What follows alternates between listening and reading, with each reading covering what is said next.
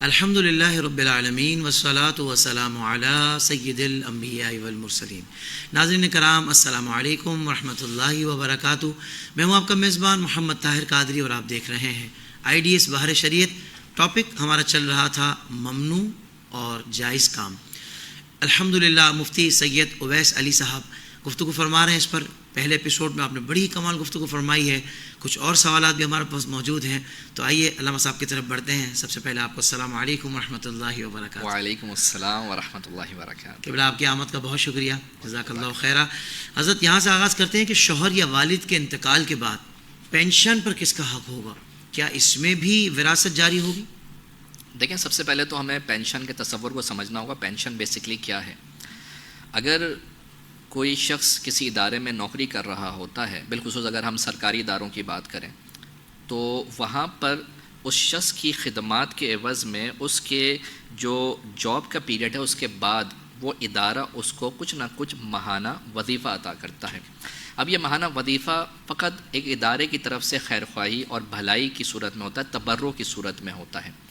اب جب شخص کا انتقال ہو گیا تو اداروں کی پالیسی یہ ہوتی ہے کہ چونکہ اس نے ہمارے ادارے میں خدمات دی ہیں، تو اب اس کے گھر والوں میں سے جس کو اس نے نومینیٹ کیا ہوگا، بعض اداروں میں یہ ہوتا ہے کہ نومینیشن اس امپلائی کی طرف سے ہی ہو جاتی ہے، اور بعض ادارے ایسے ہوتے ہیں جو اس کی بیوہ ہوتی ہے اس کو وہ دے رہے ہوتے ہیں۔ تو اس میں چونکہ یہ مال اس ادارے کی طرف سے as a gift, as a تبرع دیا جا رہا ہوتا ہے، وہ اس شخص کا مال نہیں ہوتا، ترکہ نہیں ہوتا، تو اس بنا پر پینشن میں وراثت جاری نہیں ہوگی، بلکہ پینشن اسی کا حق ہوگا کہ جس کو وہ ادارہ دے رہا ہے۔ چنانچہ اگر اس میں نومینیشن جو ہے وہ بیوہ کی ہوئی بھی ہے یا بیٹی کی ہوئی بھی ہے یا کسی اور رشتہ دار کی ہوئی بھی ہے، تو جس کی نومینیشن ہوئی بھی ہے وہ خالصتاً اس کا حق ہے کہ وہ اس کو ملے اور وہ اس سے پھر استفادہ کرے۔ ہاں، یہ ضرور ہے کہ بعد میں وہ کسی اور کو بھی دینا چاہے، اس سے شیئر کرنا چاہے، تو یہ اس کی ثوابدید پر ہے۔ بہرحال اس پہ وراثت جاری نہیں ہوگی۔ اچھا، بعض اوقات نومینیشن میں بھی حضرت کچھ معاملہ ہوتا ہے جی کہ بھائی جس کو نومینیٹ کیا تھا وہ چونکہ وہ خود وہاں تک پہنچ گیا تو اس نے اپنے نام کروا لیا تھا، تو ویسے دیکھا جائے تو امی جان کا حق ہے، تو اس طرح کا معاملہ بھی کوئی ہوتا ہے یا؟ دیکھیں، اس میں اصل چونکہ یہی ہے کہ ادارے کی طرف سے تبرع ہے، گفٹ ہے، تو ادارے کی ثوابدید ہے۔ اچھا، ٹھیک۔ اب ادارے کی ثوابدید ہے، ادارہ کس کو دے رہا ہے؟ اب اگر کوئی دوسرے راستے سے پہنچ گیا، اس نے اپنی نومینیشن وغیرہ کرا لی، تو ظاہر سی بات ہے کسی کا اگر حق مار کے وہ نومینیشن کروا رہا ہے تو وہ قابل گرفت ہے۔ لیکن اگر حق نہیں مارا، ویسے ادارہ اس کو خود دے رہا ہے، تو وہ پھر اس کے حق میں ہے اور وہ اس کو پھر استفادہ اس سے کر سکتا ہے۔ بالکل ٹھیک ہے۔ یہ مسٹری باکس کی خرید و فروخت یہ جائز ہے؟ دیکھیں، مسٹری باکس بیسکلی کیا ہوتا ہے، پہلے ہم اس پہ گفتگو کر لیتے ہیں، پھر اس کا حکم شرع ہم ذکر کریں گے۔ دور جدید میں نت نئے انداز جو ہیں وہ خرید و فروخت کے آ رہے ہیں، تو اس میں ہم یہ دیکھتے ہیں کہ مختلف بڑی بڑی جو آن لائن سٹورز ہیں، لائک امیزون ہے، علی بابا ہے، یا ہم دراز کی بات کر لیں، اس طرح اور بہت سارے آن لائن سٹورز ہیں۔ تو ہوتا کیا ہے کہ بعض دفعہ ان کی طرف سے ایک باکس ہوتا ہے، اس باکس کی قیمت بیان کر دی جاتی ہے کہ لیٹ سپوز یہ باکس ہے اتنا بڑا، اس کی قیمت جو ہے وہ مثال کے طور پر 10,000 روپے یا 20,000 روپے۔ تو آپ میں سے کون ہے جو اس کو خریدے؟ تو لوگ بولتے ہیں یار اس میں پتہ نہیں کیا ہے کیا نہیں ہے، کوئی چیز ایسی بھی ہو سکتی ہے، الیکٹرانک آئٹم جو ہماری پسند کی ہو، ایسی چیز بھی ہو سکتی ہے جو ہمیں پسند نہ ہو، تو اس کی قیمت لگا دی جاتی ہے اور پھر لوگ اس کو خرید رہے ہوتے ہیں یہ جانے بغیر کہ اندر کیا ہے۔ بالکل ٹھیک۔ تو ایسی صورت میں چونکہ ایک مسٹری ہے، ایک انہونی چیز ہے، کہ ایک غیر یقینی چیز ہے کہ پتہ نہیں اندر کیا ہے، تو اس کو لوگ انجوائے بھی کرتے ہیں، ایکسپلور کرتے ہیں، دیکھو کیا ہے اس کے اندر۔ تو یاد رکھیے کہ اس طرح کی جو خرید و فروخت ہو رہی ہے اور اس میں لوگوں کو نہیں پتہ کہ وہ کیا خرید رہے ہیں، تو یہ جو غرر کی صورت ہے، ایک غیر یقینی صورت ہے، اس کے بارے میں نبی پاک صلی اللہ علیہ وسلم نے ارشاد فرمایا، مسلم کی روایت ہے کہ نہا رسول اللہ صلی اللہ علیہ وسلم عن بیع الغرر، کہ آقا کریم علیہ السلام نے غرر کی خرید و فروخت یعنی دھوکے کی خرید و فروخت سے منع فرمایا۔ یعنی ہر وہ چیز جس کے اندر انسان کو پتہ نہ ہو کہ وہ کیا ہے، دھوکہ ہے اس کے اندر، اس کو ہو سکتا ہے، تو اس سے منع کیا گیا۔ تو لہٰذا اگر مسٹری باکس ہے اور اس میں انسان کو نہیں پتہ کہ اندر کیا ہے اور پھر اس کو وہ خرید رہا ہے، تو اس کی اجازت نہیں۔ ہاں، یہ ضرور ہے کہ بعض دفعہ انسان کو تھوڑا سا آئیڈیا ہوتا ہے یار کہ اس کے اندر جو سارے الیکٹرانک آئٹمس ہیں اور سارے جو ہیں وہ ایئر فونس ہیں، اب یہ نہیں پتہ کہ ایئر فون کس کوالٹی کا ہے، یا اس کے اندر سارے موبائل فونس ہیں لیکن یہ نہیں پتہ کہ کس مطلب کتنے پیسوں کا موبائل فون ہے. تو اگر اتنی تھوڑی بہت جو ہے جہالت ہے، یعنی تھوڑی بہت جو ہے لا علمی ہے کہ جو بعد میں جھگڑے کا باعث نہ ہوتی ہو، تو ایسی صورت میں اس کو خریدا جا سکتا ہے، اس کو فروخت کیا جا سکتا ہے. لیکن اگر وہ جھگڑے کا باعث بنتی ہو کہ بھائی یہ میں نے آپ سے کیا مانگا تھا، کیا لیا اور آپ نے کیا دیا، جھگڑے کے سبب بنتا ہو، تو ایسی صورت میں اس کو پھر ہم ناجائز قرار دیں گے. بالکل ٹھیک ہے.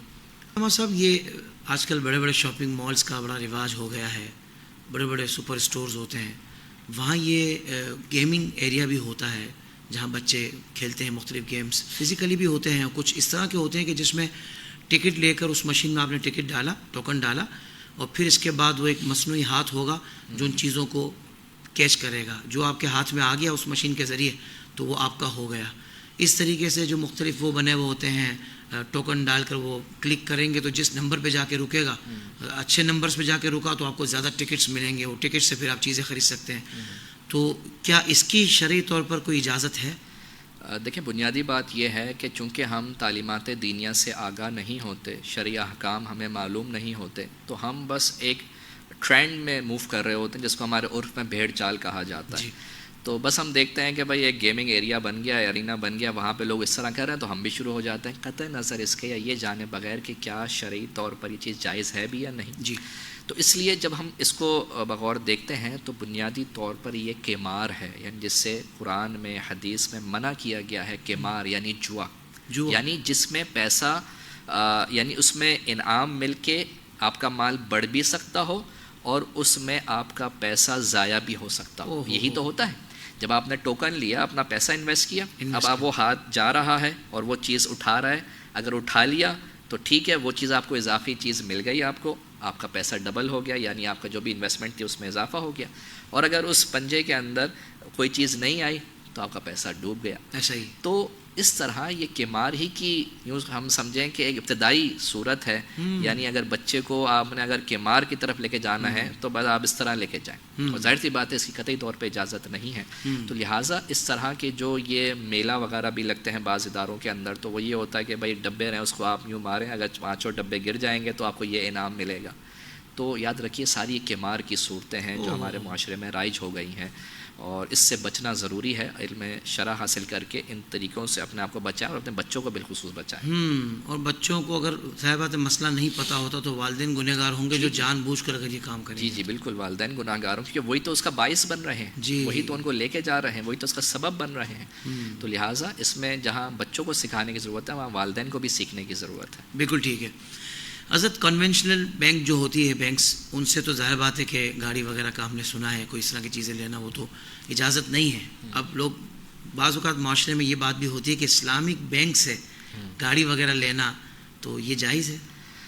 دیکھیں، اسلامک بینکنگ کے حوالے سے میں یہاں پہ عرض کروں کہ ہمارے ہاں بعض علماء اس کے جواز کے قائل ہیں اور بعض علماء اس کے عدم جواز کے قائل ہیں، یعنی کچھ تحفظات اپنے رکھتے ہیں. تو اس میں جو علماء جواز کے قائل ہیں، جیسے قبلہ مفتی اعظم پاکستان مفتی منیب الرحمان صاحب، جو خود ایک بینک کے، اسلامک بینک کے جو ہے شرعی ایڈوائزر بھی ہیں، اور بھی ہمارے جید علماء موجود ہیں. تو اس بنا پر اگر ہم ان کے فتوے پر عمل کرتے ہوئے کسی بینک سے، اسلامک بینک سے گاڑی اگر ہم اجارے پہ لیتے ہیں اور اجارے کی جو صورتیں ہیں، جو شرائط ہیں وہ وہاں پہ پائی جا رہی ہیں جیسا کہ ان کے میمورنڈم کے اندر مذکور ہوتی ہیں، تو ان شرائط کو ہم دیکھ لیں، ہم اس کو ایک نظر جو عالم صاحب ہیں، مفتی صاحب ہیں، ان کو بھی دکھا لیں. اگرچہ وہ اپروف شریعہ اسکالر سے ہی ہوتی ہیں، لیکن آپ ایک کراس چیک کے لیے اگر دکھا لیں، اور پھر اس کے بعد جو ہے اگر آپ اس سے استفادہ کرنا چاہیں، گاڑی اجارے پہ لینا چاہیں تو آپ بالکل لے سکتے ہیں، اس میں حرج نہیں ہے. اور بالفرض اگر آپ کو یہ لگتا ہے کہ بھائی یہ جو ہے وہ درست نہیں ہے، تو اس میں آپ قابل گرفت نہیں ہوں گے، کیونکہ آپ کی ذمہ داری تھی فَاسْأَلُوا أَهْلَ الذِّكْرِ إِن كُنتُمْ لَا تَعْلَمُونَ، کہ علم والوں سے پوچھو اگر تمہیں علم نہیں. تو علم والوں سے آپ نے پوچھا، علماء سے آپ نے پوچھا، علماء نے اجازت دی تو آپ نے اس سے استفادہ کیا. تو اگر بالفرض اگر عند اللہ یہ چیز درست نہیں بھی ہوگی تو آپ قابل گرفت نہیں ہوں گے. بالکل ٹھیک ہے، بالکل ٹھیک ہے. سبحان اللہ. ارشاد فرمائیے گا کہ کاروبار میں شراکت داری کی کیا کیا صورتیں ہو سکتی ہیں؟ بسم اللہ الرحمن الرحیم. دیکھیں کاروبار میں شراکت داری کی مختلف صورتیں ہو سکتی ہیں، اور بالخصوص اگر ہم چند صورتوں پہ چاہے یہاں پہ گفتگو کریں تو ان میں سے ایک تو مداربہ آتا ہے. مداربہ بنیادی طور پر کاروبار کی وہ صورت ہے کہ جس میں ایک فریق جو ہے وہ انویسٹمنٹ کرتا ہے، یعنی پیسہ لگاتا ہے، کہ جسے رب المال کہتے ہیں، اور ہمارے آج کے فائنانس کی اصطلاح کے اندر اسے کیپٹل پرووائڈر کہا جاتا ہے. اور دوسرا فریق جو ہوتا ہے اس میں وہ محنت کرتا ہے، یعنی اس کا پیسہ نہیں ہوتا، سرمایہ نہیں ہوتا، صرف محنت کرتا ہے. تو جب ایک فریق کا پیسہ ہو اور ایک فریق کی محنت ہو، تو جب یہ باہمی طور پر مل کر کوئی کاروبار کریں، کہیں پہ کوئی چیز کوئی بزنس کریں، تو اس کو شرعی طور پر مداربہ کہا جاتا ہے. اور اس کے کچھ بنیادی اصول ہیں، وہ میں چاہوں گا کہ ذکر کر دوں، جو ایک کاروبار کرنے والے کو پیش نظر رکھنا بہت ضروری ہیں. ان میں یہ کہ جو بھی ان میں پروفٹ باہمی طور پر طے ہو جائے، وہ پروفٹ کا پرسنٹ آپس میں طے کریں. نارملی لوگ جو غلطی کر دیتے ہیں وہ یہ کر دیتے ہیں کہ بھائی لیٹ سپوز میری جو انویسٹمنٹ ہے وہ 1,00,000 روپے ہے، تو بھائی 1,00,000 کا جو 30% ہے نا وہ میں پروفٹ لوں گا. اب یاد رکھیے، اگر آپ نے انویسٹمنٹ کا پرسنٹ اگر طے کر دیا، فکس کر دیا، یعنی ایونچولی آپ کا جو پروفٹ ہے وہ فکس ہو گیا، تو پھر یہ سود بن جاتا ہے، یہ مداربہ فاسد ہو جاتا ہے. بالکل ٹھیک. اسی طرح اگر نقصان ہو گیا تو پھر کون برداشت کرے گا؟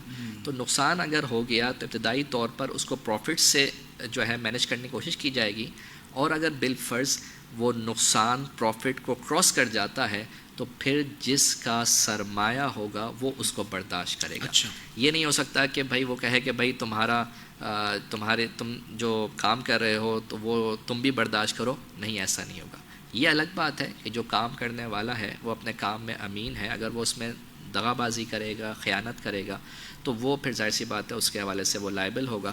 لیکن اگر ایسا نہیں، اس نے دیانتداری سے کام کیا، بعد میں نقصان ہو گیا، تو وہ اس کو پورا کرنے کا مجاز نہیں ہے. اسی طرح ایک صورت جو ہے وہ مشارکہ کی ہوتی ہے، اور نارملی ہم جب دارالفتہ میں بیٹھتے ہیں تو وہاں پہ نارملی اسی طرح کے سوالات آتے ہیں. وہ کیا ہوتے ہیں؟ ہوتا یہ ہے کہ بعض دفعہ ایک بندہ پیسہ بھی لگاتا ہے، اس کے جو ہے وہ کام بھی وہ کرتا ہے، اور دوسرا بندہ بعض دفعہ صرف پیسہ لگاتا ہے یا بعض دفعہ پیسے کے ساتھ ساتھ کام بھی کر رہا ہوتا ہے. تو اس کو جو ہے وہ جدید فقہ کے اندر مشارکہ کا نام دیا جاتا ہے. صحیح. اب اس میں اگر ایسا ہے کہ ایک بندہ پیسہ لگا رہا ہے اور کام بھی کر رہا ہے، دوسرا صرف جو ہے وہ صرف پیسہ لگا رہا ہے، تو اس میں نفع کی جو تعیین ہوگی وہ اس طرح کر سکتے ہیں کہ جو بھی پروفٹ ہو، اس پروفٹ کا اپنے لگائے ہوئے سرمائے کی فیصد تک وہ نفع لے سکتا ہے.